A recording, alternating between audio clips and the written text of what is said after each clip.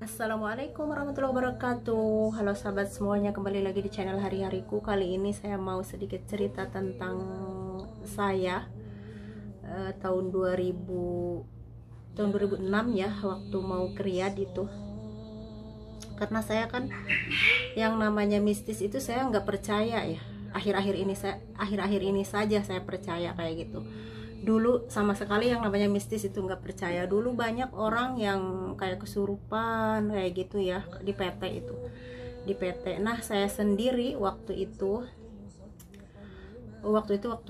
di PT itu saya mau penerbangan 5 hari lagi ya, mau penerbangan 5 hari lagi. Otomatis kan saya kalau di sana kan, saya nggak sebutkan PT-nya, pasti orang juga udah paham itu PT apa ya, suka di ituin ke Setu ya. Nah, saya kan kalau udah penerbangan nunggunya di Setu ya, di situ. Nah, udah itu kan saya itu biasa kan kalau di sana kebagian kayak piket kayak gitu ya, piket masak, bersih-bersih apa segala macam kayak gitu. Ada grup-grupnya kayak gitu. Nah, saya ini kan ke besoknya itu ke bagian piket ya. Kalau piket itu kan harus bangun jam 3 ya. Piket bersih-bersih nih. Jam 3 pagi itu harus bangun kayak gitu. Nah, saya ceritanya kan mau tidur, cepet-cepet tidur lah intinya. Sesudah sholat isya kayak gitu kan, sesudah sholat isya, padahal itu saya lagi baca tasbih, lagi subhanallah subhanallah, pegang tasbih itu sama teman-teman belum pada tidur. Itu pas mau pada tidur lah, sebelum tidur intinya masih pada ada yang ngobrol kayak gitu, tapi di bantal kayak gitu. Nah, saya itu kan di situ lagi baca subhanallah subhanallah kayak gitu kan ya, intinya lagi ingat kita tuh kepada Allah ya. Mungkin karena sayanya lemah apa gimana, saya tiba-tiba datang ngantuk, lemes banget, lemes ya udah langsung pruk di situ tidur, langsung mimpi. Kata orang saya bukan tidur, tapi perasaan saya itu tidur ya, mimpi gitu. Kata orang saya kesurupan gitu. Nah, pas tidur kayak gitu, datanglah seorang perempuan yang ngajak saya, narik-narik saya, ayo ikut sama saya. Tapi itu si kepalanya itu sama dia dipegang, dicopotin, ituin lagi, ditempelin lagi, dicopotin, ditempelin lagi kayak gitu ya. Menakutkan banget waktu itu. Saya, kata orang itu, kata teman-teman saya itu kesurupan, tapi saya itu mimpi gitu. Saya perasaan saya mimpi kayak gitu. Saya sebelumnya saya juga sadar, datangan tuh lemes badan kayak gitu, langsung kruk tidur kayak gitu. Langsung kayak gitu ya. Terus ada yang nepuk-nepuk punggung, ada yang mijit itu. Sayanya nggak sadar sih waktu itu, nggak sadar. Ada yang mijit ibu jari saya, terus kaki saya, ada yang nepuk-nepuk pipi kayak gitu. Istighfar, istighfar, ayo baca gitu, baca ayat kursi atau apa. Orang-orang pada baca ayat kursi apa kayak teman-teman ya intinya. Saya bangun, ada apa kata saya gitu, tapi saya gemeteran lemas kayak gitu, kayak ketakutan kayak gitu. Terus pas saya sadar, kamu istighfar katanya, kamu ada apa? Ya Allah, saya mimpi. Kamu bukan mimpi katanya, kamu kesurupan gitu. Enggak, saya mimpi itu diajak orang kata saya kayak gitu. Tahu-taunya tangan saya ya, kalau nggak salah yang kanan, enggak, yang kiri tangan ini kayak karena kan diajak-ajak juga, ditarik-tarikin tangan kiri ini kayak kaku gitu ya. Saya kepikiran, saya punya penyakit apa itu namanya, kayak stroke gitu, takut kan ya. Ya Allah, ini saya kan mau terbang kayak gitu, kok saya kena kayak gini. Terus pas paginya itu saya nggak ikut piket karena sayanya tangannya masih kaku, agak gimana gitu, kaku tapi nggak sakit ya, nggak sakit waktu itu. Nah, terus kan dipijitin sama ibu asrama yang dapur itu ya, sama ibu asrama dipijitin. Terus ada juga orang Jawa, si mbak-mbak orang Jawa itu dipijitin sampai dibacain. Mungkin dia bisa ya, Allah alam, mungkin dia bisa. Selama 3 hari itu tangan saya kayak gitu ya, kayak gitu. Dipijitin setiap sore atau pagi, dia selalu nyamperin ke saya, gimana tangannya kayak gitu nih, masih kayak gini kata saya. Dipijitin, gimana ini kan sebentar lagi mau terbang nih, 2 hari lagi gitu waktu itu ya. Nggak apa-apalah, kalau misalkan saya ada nasib baik mungkin saya terbang, kalau enggak ya udah saya mau batalin kayak gitu kan. Yang nggak mungkin batal katanya, karena itu kan udah ada penerbangan kayak gitu ya, nanti kan orang rugi. Nah, saya berpikir lagi ya ke situ ya. Nah, udah kayak gitu, saya kan dapat majikan di Riyadh ya, di Riyadh, di Olaya ya, Olaya 1, pokoknya deket ke Mamlaka, deket ke yang gedung segitiga itu ya. Di bawahnya kan ada Tamimi Market kalau dulu itu, kalau sekarang nggak tahu ya. Nah saya kan dapat di Riyadh majikan itu, terus saya terbanglah ke Riyadh. Terbang itu saya tuh yang namanya mistis itu nggak percaya ya, nggak percaya namanya mistis. Udah kayak gitu nyampe lah ke Riyadh, dijemput lah sama majikan kayak gitu. Terus udah kayak gitu nyampe lah ke rumah majikan. Nah di rumah majikan itu ada pembantu mamahnya, dipinjem dulu di situ karena dia kan guru ya, punya anak 2 perempuan waktu itu. Dipinjem dulu kan di situ, terus untuk ngajarin saya, padahal saya juga udah tahu karena saya juga udah pernah ke Damam ya waktu itu. Ini yang kedua kalinya kan. Terusan udah kayak gitu tuh setiap maghrib, setiap maghrib mungkin itu ngikut, mungkin walau alam ya, karena saya dulu tuh nggak percaya yang namanya mistis kayak gitu tuh. Udah kayak gitu setiap saya habis sholat maghrib, karena kan saya dikasih Quran, Al-Qurannya itu satu juz, jadi kecil gini ya, kecil kayak gitu, tapi satu juz itu si Quran itu. Jadi waktu itu ada berapa biji, 6 atau berapa gitu ya kayak gitu. Oh enggak satu juz, enggak, pokoknya semuanya itu Al-Quran itu ada 6 ya, tipis-tipis kayak gitu. Nah saya kan setiap habis sholat maghrib itu saya baca Quran kayak gitu ya. Nah itu masih di sejadah, saya lagi baca Quran di sejadah itu, saya langsung datang ngantuk, lemes, pokoknya lemes. Saya langsung tidur di situ, masih pakai mukena, masih di sejadah, di atas sejadah kayak gitu, Quran sampai dipegang kayak gitu. Tapi itu kenapa gitu maksudnya, sedangkan saya lagi baca Quran, megang Quran kayak gitu kan. Itu saya langsung tidur ya, menurut saya itu tidur mimpi gitu. Nah udah kayak gitu saya ada yang ngajak, itu laki-laki tinggi besar kayak gitu, tapi rambutnya diikat kayak zaman dulu kita suka nonton film apa itu, orang Jepang ya, yang suka diikat rambutnya di sini digelung kayak gitu. Nah seperti itulah kan di rumah majikan itu, di kamarnya itu luas ya, ada 3 tempat tidur untuk anaknya, untuk saya kayak gitu. Jadi saya mau tidur tuh sama anak kayak gitu. Nah ada lemari yang ukuran besar kayak gitu, di situ tempat boneka semua. Nah si lemari itu dibuka tuh kepala manusia pas dibuka ngebralak gitu, matanya menakutkan. Saya kan otomatis teriak-teriak, ketakutan, minta tolong. Itu tuh nyata itu kedengeran sama majikan perempuan itu, sampai dia kebingungan, kamu ada apa gitu. Saya ditepuk-tepuk sampai dia bacain ayat kursi, Al-Falaq, Anas kayak gitu kan. Kamu katanya kenapa, saya langsung bangun, saya mimpi. Kata bukan, kamu bukan mimpi katanya, itu kamu teriak-teriak ketakutan kayak gitu. Terus kata Siti, jangan-jangan katanya kamu bawa apa namanya, dari Indonesia katanya kamu bawa, pokoknya yang kayak gitulah, mistis kayak gitu. Astagfirullah, kata saya nggak percaya yang kayak gitu-gituan, saya mimpi. Kata saya bukan kesurupan. Enggak, kamu bukan mimpi, masa mimpi kedengeran semua orang gitu kan. Nah udah kayak gitu, harinya lagi itu sampai 15 hari berturut-turut itu, setiap maghrib kayak gitu. Terus ya itu orang tersebut masih orang itu aja yang selalu datang, laki-laki itu mah ya, bukan waktu yang di PT, bukan.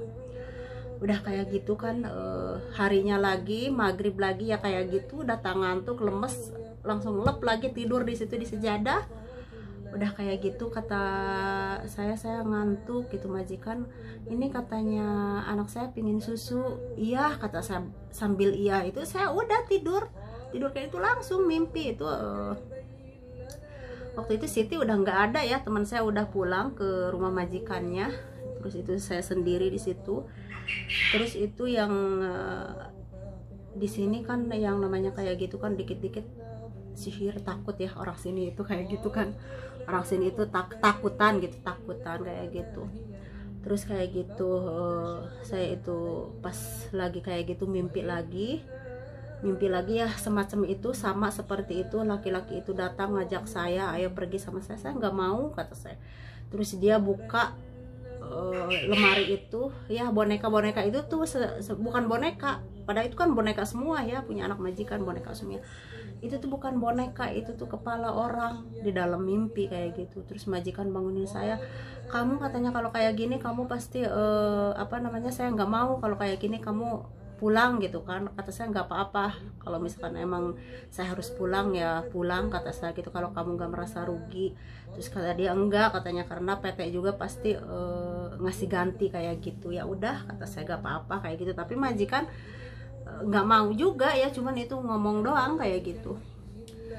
Nah pokoknya selama 15 hari berturut-turut itu capek banget ya, capek banget. Nah udah kayak gitu kan, ini terakhir nih, terakhir ya kayak gitu. Saya sholat maghrib tergeletak langsung gitu, datang ngantuk, tubuh lemes kayak gitu. Nah di situ itu yang paling parah, itu yang paling parah. Itu ngajaknya bener-bener ngajak, maksa kayak gitu, maksa sampai katanya kalau kamu nggak ikut sama saya kamu dimatiin, kamu dibunuh gitu, kayak gitu kata orang itu tuh.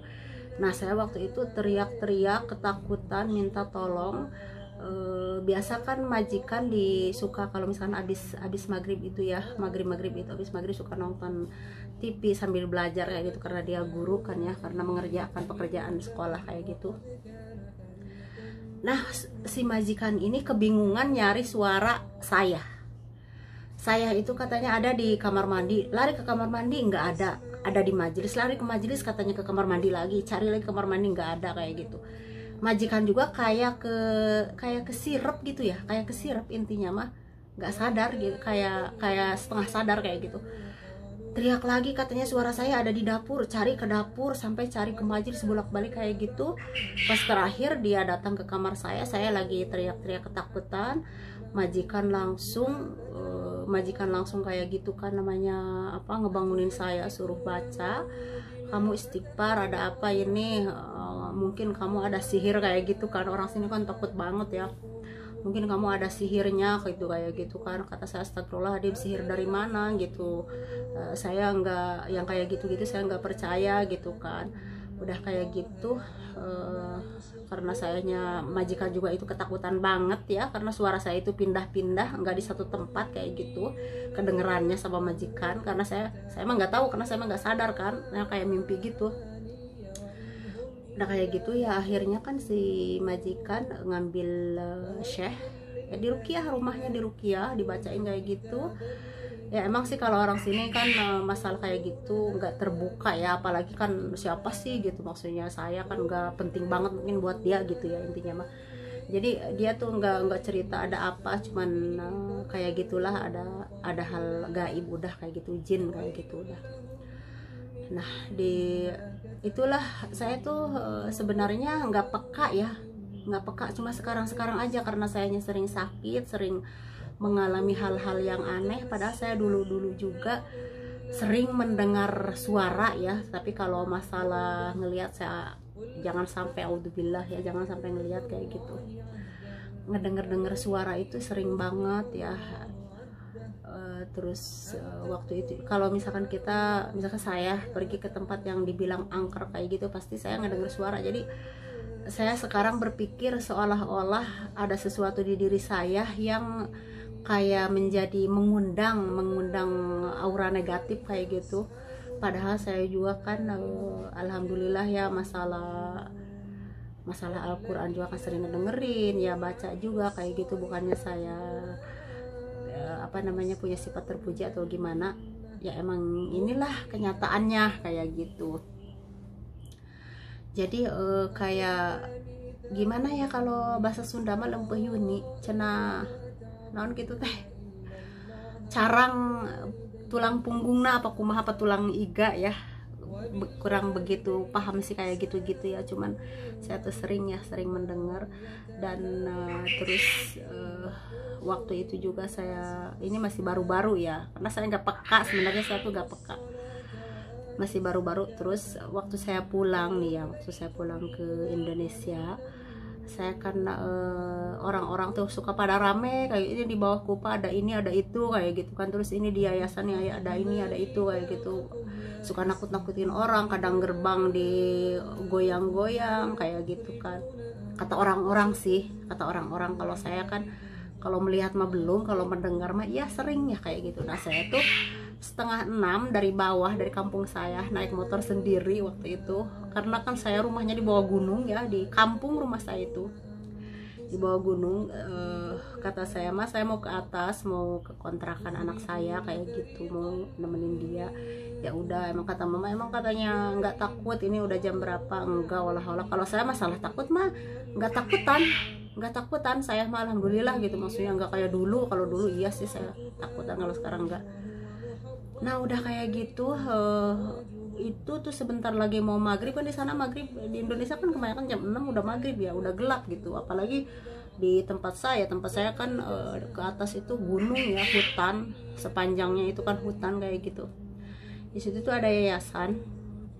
Saya mendengar gimana sih orang yang lagi ngentep besi kayak gitu, lagi ngentep besi yang buat bangunan itu kayak gitu kan, kayak diangkat, diituin, dijatuhin kayak gitu kan, otomatis kan ada suaranya kayak gitu.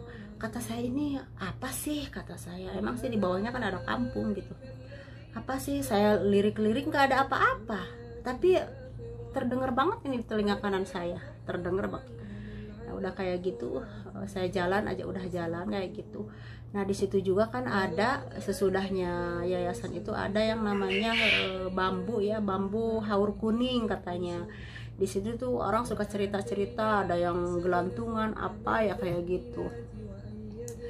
Nah setiap lewat ke situ pasti saya mendengar suara yang kayak apa, gemuruh kayak gitu, gemuruh, pokoknya gemuruhnya gemuruh, tapi ke telinga kiri itu, karena ada di sebelah kiri sih. Setiap lewat ke situ pasti saya ngedengar sesuatu di situ. Walaupun saya nggak sendiri ya, walaupun saya sering juga dianterin sama ipar, mau kemana-mana sama ipar, itu sering terdengar kayak gitu. Kalau setiap lewat ke situ pasti ngedengar. Saya tuh nggak bisa yang namanya diem nanti diceritain, nggak bisa. Jadi langsung di situ ngedenger, saya langsung cerita kayak gitu. Ada apa sih, itu ada suara ke telinga saya kok begitu amat gitu kan. Teteh suka nakut-nakutin. Bukan nakut-nakutin, saya sebenarnya jangan diceritain di sini nanti deh gitu. Tapi saya nggak bisa, kalau apa-apa pasti cerita langsung di tempatnya kayak gitu. Udah kayak gitu kan juga, itu karena mungkin sayanya nggak percaya mistis apa gimana, mungkin kayak ditakut-takutin apa kayak dicoba gitu. Wallahu alam sih kayak gitu ya yang saya rasakan. Karena sekarang ini saya suka gimana ya, suka oh iya ya, itu tuh ya emang di Quran juga kan dijelaskan ya, jin itu ada ya kayak gitu. Tapi kan yang namanya kayak kuntilanak apa kayak gitu kan, wallahu alam gitu maksudnya mah kayak gitu. Saya juga nggak tahu kalau masalah itu mah ya, mungkin juga ada, mungkin juga emang jin. Kalau jin itu kan bisa menyerupai apapun ya kayak gitu. Begitulah teman-teman cerita saya ya, banyak sih kalau mau diceritain mah, kapan-kapan lagi kita cerita lagi ya, karena ini udah 18 menit lebih. Jangan bosan-bosan ya teman-teman nonton video saya, dan saya juga insya Allah saya selalu nonton video kalian. Kenapa sampai saya tulis subscriber saya ya, subscriber saya ini saya ditulis di buku, jadi yang sudah ditonton sama saya dikasih centang kayak gitu, karena biar nggak lupa. Ini belum semua, ini baru berapa ya saya tulis, baru 100 berapa, itu juga belum selesai nontonnya sih, belum selesai karena kan harus satu persatu didatangin ya, walaupun satu channel satu video ya, satu channel satu video. Ini saya baru 105 saya tulisannya kayak cakar ayam, nggak apa-apa, yang penting ke hati sama saya ya, karena kan cepet-cepet kayak gitu, karena bukan sedikit.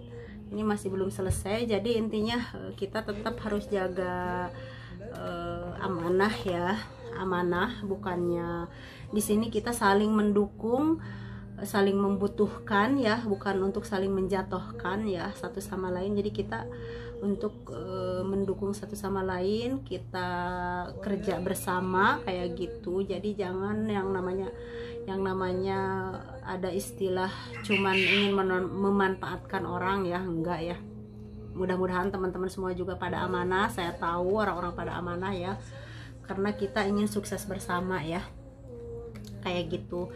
Jadi masalah subscriber hilang ya, memang iya, saya setiap hari juga hilang. Mungkin itu dari pihak YouTube juga ya, Allahu alam, yang unsub atau yang bukan, saya juga nggak tahu. Karena perbuatan apapun itu ada pertanggungjawabannya ya. Kita berbuat baik, insya Allah hasilnya juga baik. Kita berbuat jahat ya, pasti hasilnya juga jahat, kayak gitulah intinya. Jadi kita tetap yang baik-baik aja, yang amanah, kayak gitu ya teman-teman. Jadi tetap jaga kepercayaan masing-masing ya. Maksudnya saya tuh udah percaya sama seseorang, janganlah sampai ngecewain, kayak gitu intinya Maya. Nah teman-teman, cukup sekian dari saya. Wassalamualaikum warahmatullahi wabarakatuh.